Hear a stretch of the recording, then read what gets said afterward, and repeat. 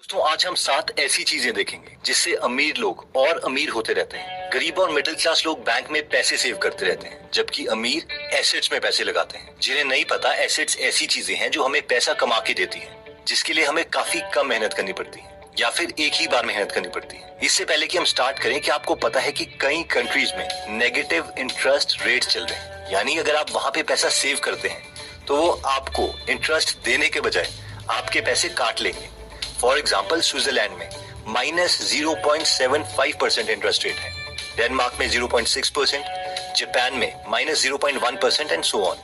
ये कंट्रीज ऐसा इसलिए कर रही हैं ताकि नॉर्मल पब्लिक सेल्फ डिपेंडेंट बने और सेविंग करने के बजाय ऐसे आइडियाज ढूंढे जिससे उनकी कंट्री ग्रो हो। एनीवेज, आज का टॉपिक कुछ और है और हम बात करेंगे उन 7 एसेट्स की जिनमें अमीर लोग पैसे इन्वेस्ट करते हैं। तो सबसे पहले आता है रियल एस्टेट। अब हम में से कई लोग सोच रहे होंगे कि रियल एस्टेट यानी प्रॉपर्टी को हमने सबसे पहले क्यों रखा, क्योंकि फोर्ब्स के आर्टिकल के अकॉर्डिंग सबसे ज्यादा अमीर लोग यानी मिलियनेयर्स रियल एस्टेट में ही बनते हैं। रियल एस्टेट में अमीर लोग ब्रॉडली 2 तरीके से पैसे इन्वेस्ट करते हैं, जिसमें पहला आता है फ्लिप, यानी मार्केट प्राइस से कम प्राइस में प्रॉपर्टी खरीदो और थोड़े सालों के बाद लैंड इंप्रूव करके उसे महंगे में बेच दो। इंडियन कॉन्टेक्स्ट में अगर मैं आपको एग्जांपल दूं, तो किसी प्रॉपर्टी में अगर कूड़ा भरा हुआ है, सामने सीवरेज की पाइप है, जिसकी वजह से उस प्रॉपर्टी को कोई नहीं खरीद रहा, लेकिन उसके बाद एक इंटेलिजेंट प्रॉपर्टी डीलर आता है, वो बहुत सस्ते दाम में उस प्रॉपर्टी को खरीद लेता है। थोड़े और पैसे इन्वेस्ट करके वो कूड़ा हटवा देता है, लैंड में बाउंड्रीज बनवा देता है और सामने वाली सीवरेज पाइप को हटा देता है और कुछ सालों में उसी प्रॉपर्टी को 3 या 4 गुना प्राइस में बेच देता है। लेकिन ये उतना इंप्रेसिव नहीं है, क्योंकि ये वन टाइम पेमेंट है, यानी उस प्रॉपर्टी से आपने सिर्फ एक ही बार फायदा उठाया। इसलिए real property dealers, actual investors ऐसा नहीं करते। असली प्रॉपर्टी इन्वेस्टर्स वो हैं जो प्रॉपर्टी को होल्ड करके रखते हैं, यानी उससे कभी बेचते नहीं हैं, बल्कि उसको अपना एसेट बना के हर बार उनसे पैसा निकालते रहते हैं। प्रॉपर्टी को होल्ड करने से हमें 4 फायदे होते हैं, जिसमें पहला आता है ओपीएम, यानी अदर्स पीपल मनी, जिसका मतलब है कि दूसरों के पैसों से वेल्थ क्रिएट करना। रियल एस्टेट ही एक ऐसी चीज है जिसमें बैंक लोन बाकी एसेट क्लासेस के कंपैरेटिवली काफी जल्दी मिल जाता है। कोई भी बैंक हमें कंपनी के शेयर्स खरीदने के लिए पैसे नहीं देगा, तो आपको रियल एस्टेट में लोन मिल जाए। दूसरा फायदा आता है एप्रिसिएशन, यानी अगर आप प्रॉपर्टी बेचते नहीं है और उसे होल्ड करके रखते हैं, तो लंबे समय में प्रॉपर्टी के प्राइस इंक्रीज होंगे ही होंगे, जिसका मतलब है कि आपकी नेट वर्थ, आपकी वेल्थ इंक्रीज हो जाएगी। तीसरा फायदा आता है टैक्स बेनिफिट। अब होता यह है कि जब भी हम रेंटल प्रॉपर्टी लेते हैं, तो गवर्नमेंट मानती है कि उस बिल्डिंग की कोई लाइफ है, फॉर एग्जाम्पल 60 ईयर्स। इसको हम एक एग्जाम्पल से समझते हैं, डायरेक्ट फंड्स या समझते हैं। मान लीजिए कि एक अमीर आदमी ने प्रॉपर्टी ली 80 लाख रुपए की, जिसमें एक बिल्डिंग भी थी। इस 80 लाख में से लैंड की कीमत थी 20 लाख और बाकी उस बिल्डिंग की कीमत थी 60 लाख रुपए। तो सरकार मानती है कि उस बिल्डिंग की लाइफ 60 साल है, यानी उस आदमी को हर साल 60 लाख डिवाइडेड बाय 60 साल 1 लाख रुपए पर ईयर की टैक्स डिडक्शन मिलेगी। इस अमीर आदमी के पास जितनी ज्यादा बिल्डिंग्स होंगी, इसे उतनी ही ज्यादा टैक्स डिडक्शन मिलती रहेगी। एक सेल्फ एम्प्लॉयड या जॉब वाला इंसान टैक्स देता रहेगा और ये इंसान टैक्स से बचता रहेगा। रियल एस्टेट में इन्वेस्ट करने का चौथा फायदा आता है कैश फ्लो, यानी इस आदमी को हर साल रेंटल इनकम मिलेगी और वो रेंटल इनकम हर साल बढ़ती रहेगी। यानी अमीर लोग पहले प्रॉपर्टी में लोन लेते हैं अपने खुद के बहुत कम पैसे इन्वेस्ट करके। दूसरा, जितनी उस लोन की किस्त है उससे ज्यादा वो रेंट लेते हैं, ताकि उन्हें खुद अपनी जेब से किस्त के पैसे ना देने पड़े। तीसरा, जितने भी एक्स्ट्रा पैसे उन्हें मिलते हैं उस पर भी वो टैक्स ब्रेक ले लेते हैं। और फाइनली, प्रॉपर्टी के प्राइस जो बढ़ते रहते हैं उससे उनकी टोटल नेट वर्थ बढ़ती रहती है। I mean, इसे बोलते हैं win win win win situation, और चारों विन इस केस में इन्हीं के हैं। नेक्स्ट एसेट आता है by shares of a company. अब जिसे इन्वेस्टिंग के बारे में नॉलेज है, उसके लिए ये सबसे अच्छा प्लेटफॉर्म है पैसे कमाने का।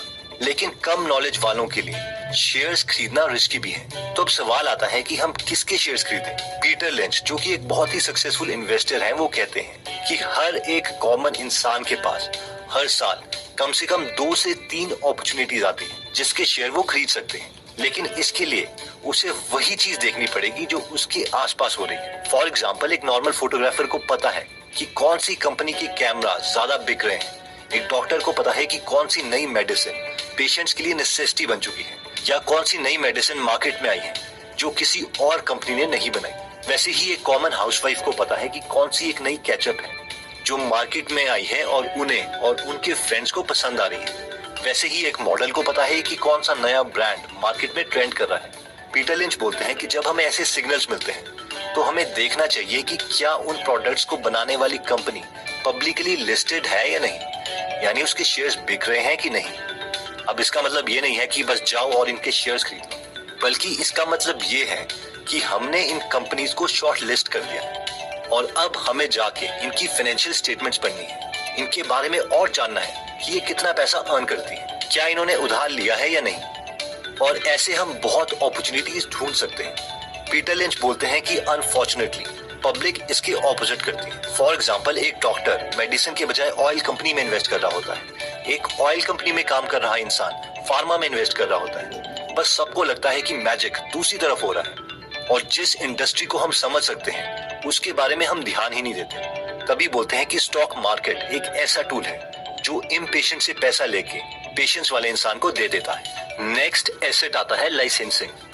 वैसे ये अपर मिडिल क्लास में उतना कॉमन नहीं है, लेकिन लाइसेंसिंग एक ऐसा एसेट है जिसकी वजह से कई लोगों को बार बार रिकरिंग पैसा मिलता है, यानी पैसिव इनकम। लाइसेंसिंग का एक एग्जांपल तो बिल गेट्स खुद है, जो अभी तक माइक्रोसॉफ्ट की हर एक कॉपी पर पैसे लेते हैं, यानी जिस भी कंप्यूटर में उनका सॉफ्टवेयर डलेगा तो उन्हें उस पर कमीशन मिलेगी। अगर हम थोड़ी कॉमन लोगों की बात करें तो स्टीफन की एक ऐसे इंसान है जिन्होंने बहुत कॉमन आइडियाज बना के कंपनीज को बेचे और सालों तक कमीशन लेते रहे। फॉर एग्जाम्पल, उन्होंने एक सिंपल माइकल जॉर्डन का वॉल बॉल बनाया था। उसका डिजाइन एक कंपनी को बेचा और 10 साल तक उन्हें हर साल करीबन $1 लाख मिलते रहे, यानी 70 लाख रुपए। और इस डिजाइन पे उन्होंने सिर्फ $20 से $30 खर्च करे। दूसरा बड़ा हिट था ट्विस्ट एंड लर्न लेबल। ये बेसिकली एक नॉर्मल बॉटल है जिसके मेन लेबल के पीछे एक और लेबल होता है और जब इसे घुमाओ तो उसमें काफी ज्यादा डेटा दिख जाता है। और इस डिजाइन से स्टीफन को हर 3 महीने में $2.5 लाख मिलते थे, यानी एक साल में $1 मिलियन, 7 करोड़ रुपए, और वो भी सिर्फ एक बार काम करने पर। जस्ट इमेजिन, कंपनी किसी और की, कस्टमर किसी और का और कॉन्सेप्ट आपका। नेक्स्ट एसेट जिसमें अमीर इन्वेस्ट करते हैं वो है इंडेक्स फंड्स। अगर हम इंडिया के इंडेक्स फंड्स की बात करें तो वो है निफ्टी 50। निफ्टी 50 का मतलब है इंडिया की टॉप 50 कंपनीज, यानी अपनी वेल्थ को मैक्सिमाइज करने के लिए अमीर लोग अपना कुछ पैसा इंडिया की टॉप 50 कंपनीज में लगा देते हैं लंबे समय के लिए, ताकि उन्हें 15% तक का रिटर्न मिल सके। जब जब मार्केट गिरती है, निफ्टी 50 में अमीर लोग और पैसे डाल देते हैं और मिडिल क्लास लोग पैसे निकाल लेते हैं और ये सारे पैसे रीडिस्ट्रीब्यूट हो जाते हैं, यानी मिडिल क्लास और लोअर मिडिल क्लास का पैसा अमीर लोगों के पास आ जाता है और ये अमीर और अमीर होते रहते हैं। निफ्टी 50 पर मैंने एक कंप्लीट डिटेल्ड 2 आवर्स का फ्री कोर्स बनाया है जो हमारे दूसरे चैनल गीगल बिजनेस में है, जिसमें मैंने ये भी बताया है कि मैंने कब, किसमें और क्यों पैसे लगाए थे। तो अगर आप ये कोर्स देखना चाहते हो तो इसका लिंक मैं डिस्क्रिप्शन में दे दूंगा। नेक्स्ट आता है डिजिटल एसेट्स। हमारी पहली पीढ़ियों के पास ये अपॉर्चुनिटीज नहीं थी, लेकिन आजकल के इंटेलिजेंट यंगस्टर्स इसे समझते हैं और इसीलिए वो digital courses, digital products create कर रहे हैं, जिससे वो एक बार क्रिएट करके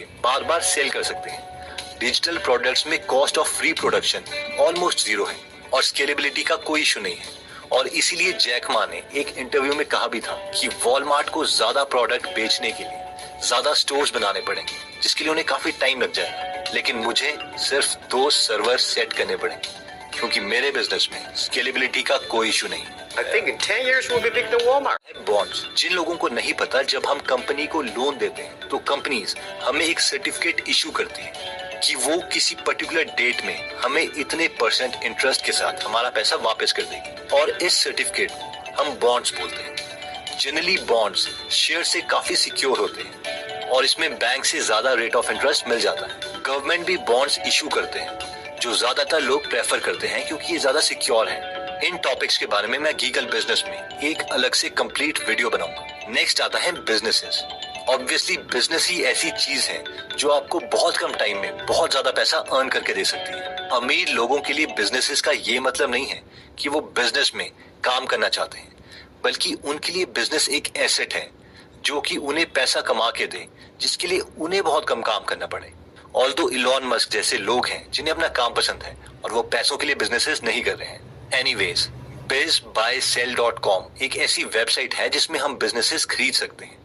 अब इसमें इंडिया के कम बिजनेसेस हैं, लेकिन हमें इन्हें देख के बिजनेसेस के आइडियाज मिल सकते हैं कि क्या कोई ऐसा बिजनेस हम इंडिया में चला सकते हैं या नहीं।